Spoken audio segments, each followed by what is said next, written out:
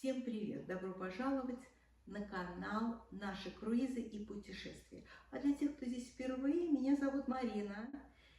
И я люблю делиться нашими впечатлениями и полезными советами, которые могут пригодиться вам в ваших круизах и путешествиях. Мы собираемся в круиз по Аляске. 4 года назад мы уже там были. И именно это то место, куда хочется возвращаться снова и снова. Сегодня я впервые решила снять влог и рассказать вам, какие 10 вещей обязательно нужно взять с собой на Аляску. В прошлый раз я потратила на подготовку очень много времени, поэтому хочу облегчить вам задачу. А в конце будет бонус. Я покажу предмет, который пригодится вам в любом круизе.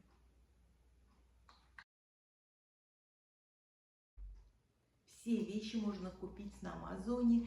Ссылки я оставлю под этим видео в закрепленном комментарии. И начнем с самого важного, с обуви.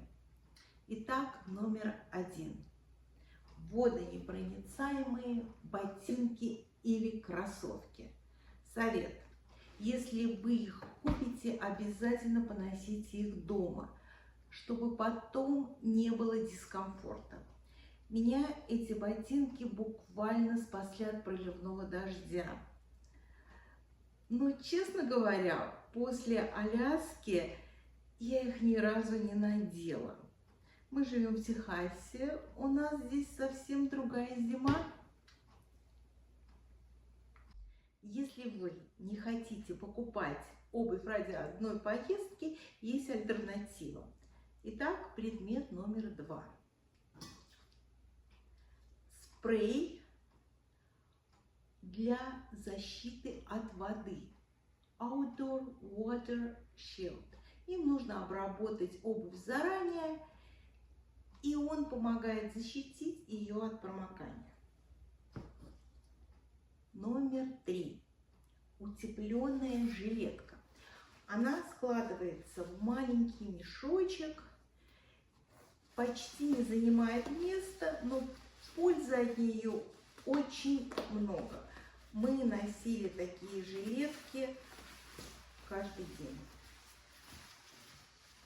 На фотографиях это видно.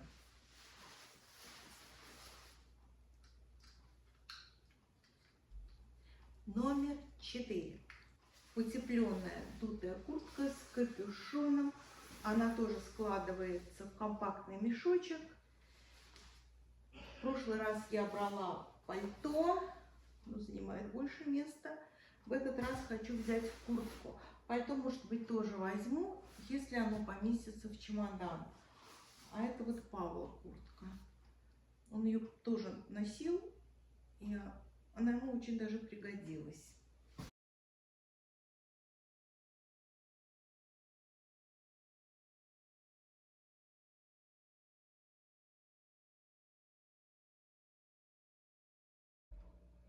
Когда я в прошлый раз готовилась к круизу, узнала одну важную вещь. Разницу между waterproof и water resistant. Если коротко, на Аляску надо брать вещи с маркировкой waterproof. Она полностью защищает от воды. А water resistant – это защита только от легкого дождя. От ливня она не спасает.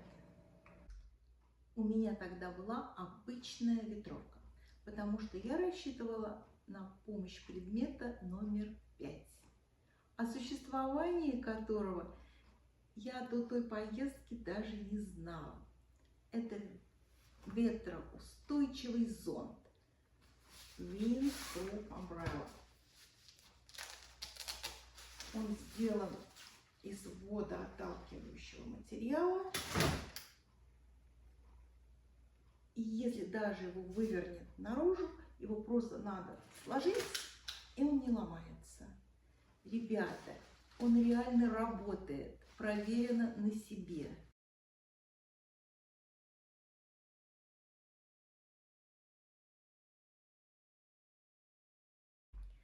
Следующий пункт номер 6. Перчатки с тачскрином. В них можно спокойно пользоваться телефоном, писать сообщения, отвечать на звонки и фотографировать. На пальцах есть специальные вставки, которые реагируют на экран. Здесь даже между ними есть такое крепление, чтобы не потерялись. Они очень удобные. И теперь самый частый вопрос. Как одеваться? Ответ простой. Слоями. На этих фотографиях видно, как мы были одеты с утра перед экскурсией на ледник Менденхолл. Мы оделись очень тепло. Я там выгляжу на пару размеров больше, а потом потеплело. И тут возникает логичный вопрос. Куда складывать вещи, когда становится жарко?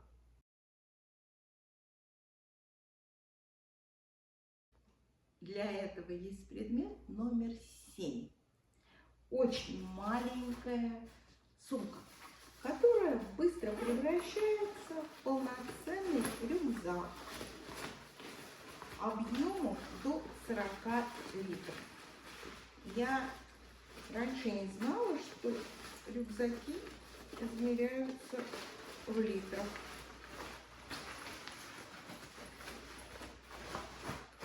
Вот такого размера. В нем несколько отделений. И даже есть карман такой пластиковый для мокрой одежды. Очень удобные ремешки. И даже есть свисток. Весит он всего 475 граммов. И он также водонепроницаемый. Так же, как и вещь номер 8. Походные непромокаемые брюки.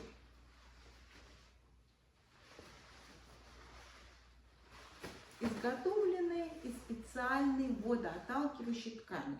Проверены на себе. Вещь очень нужная. И вот на этой фотографии я как раз в этих брюках.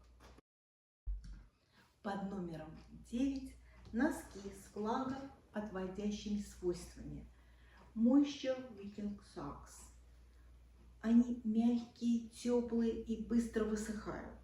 Продаются в комплекте из 6 пар разных расцветок. У меня осталось только 2 пары, я их ношу зимой. Они мне очень нравятся. И последний, но очень важный предмет – бинокль. На Аляске невероятно богатый животный и морской мир. И вы точно не захотите ничего пропустить. Многие пары берут с собой по 2 бинокля, чтобы не делиться и спокойно наблюдать за дикой природой. Вы можете увидеть китов. Нам не повезло. Мы не увидели полностью кита. Он нам только помахал хвостом. Где-то за 2 недели до круиза вам надо будет распечатать вот такую багажную бирку. Luggage tag. На ней указано ваше имя и номер каюты. Здесь же есть инструкция, как правильно сложить этот листок бумаги. Вот я уже его сложила. Когда вы сдаете багаж в порту, сотрудник прикрепляет эту бирку степлером к ручке чемодана. Но это не самый надежный вариант. Бумага может намокнуть под дождем или ее может сорвать ветром. Были случаи, когда чемоданы попадали не на тот корабль. У нас, например, в одном из круизов в каюте оказался чужой чемодан, без всяких опознавательных знаков. И вот, наконец-то, наступило время для бонуса, о котором я говорила в начале этого влога. Это прозрачные пластиковые держатели, в которые вставляются багажные бирки. И они вешаются на чемодан, и уже бирка отсюда никуда не денется. Они тоже продаются на Амазоне. Ссылки я оставлю внизу под этим видео под названием Luggage Tag Holders. Мы купили их 4 года назад и используем в каждом круизе.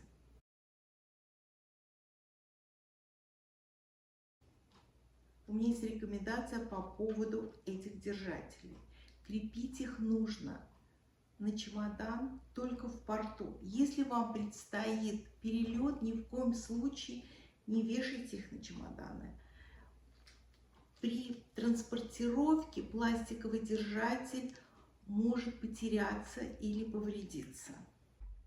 Конечно, это далеко не весь список необходимых вещей. Думаю, что когда мы вернемся из круиза, я сниму вторую часть. Сейчас уже просто нет времени. Чемоданы сами себя не соберут. Пора заняться этим серьезным делом. Я считаю, что правильная подготовка – это залог удачного путешествия. Перед нашим прошлым круизом на Аляску я в течение 2 месяцев каждый вечер проводила за компьютером в поисках ответов на все свои вопросы. Я думала, что все так делают, но оказалось нет. Мы видели пассажиров, которые были одеты совсем не по погоде, потому что турагент сказал им, что на Аляске тоже лето. Еще пример. Кетчикан считается одним из самых дождливых городов на Аляске. Именно там мы видели людей, которые возвратились на корабль насквозь мокрые буквально через час после выхода. Просто потому, что у них не было ни дождевиков, ни непромокаемой обуви. Именно поэтому я и решила снять этот влог, чтобы вам было проще собраться и избежать таких ситуаций. Ну что, на сегодня все.